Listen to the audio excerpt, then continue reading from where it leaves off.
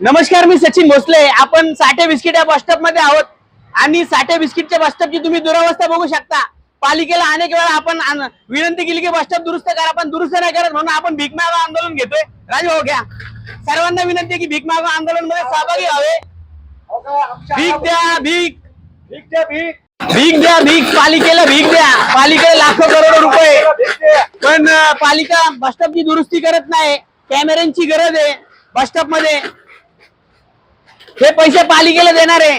तिकीटचे भाव वाढवलेत पण सुविधा मात्र शून्य आहे.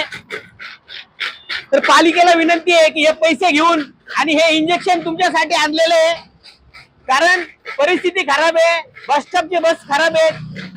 आज अंध विद्यार्थी इथून जातात. शाळेचे विद्यार्थी, कॉलेजचे विद्यार्थी, कामगार वर्ग यांना खूप प्रॉब्लेम होतोय आणि पालिका म्हणते आमच्याकडे पैसे नाहीत. बस स्टॉपची सुविधा बघा, दरवाजा नाही. एखाद्याला जर धक्का लागला तर खाली पडू शकते. एवढी भयंकर परिस्थिती आहे. 10 वर्ष झाले मेंटेनन्स नाही. या बसचे दरवाजे खराब असतात आणि पालिकेने तिकीट वाढवले. तर मी असा जाहीर निषेध व्यक्त करतो आणि पालिका प्रशासनाला विनंती करतो की हे जर त्वरित बस स्टॉप दुरुस्त नाही झाले तर आम्ही तीव्र आंदोलन करू आणि रस्ता रोको करू. कारण याच्यामुळे नागरिकांना जो होणारा त्रास आहे तो झाला नाही पाहिजे आणि अपघात झाला तर याला पालिका जबाबदार राहणार आहे. भीक द्या, भीक द्या हे आंदोलन आमचं चालू आहे.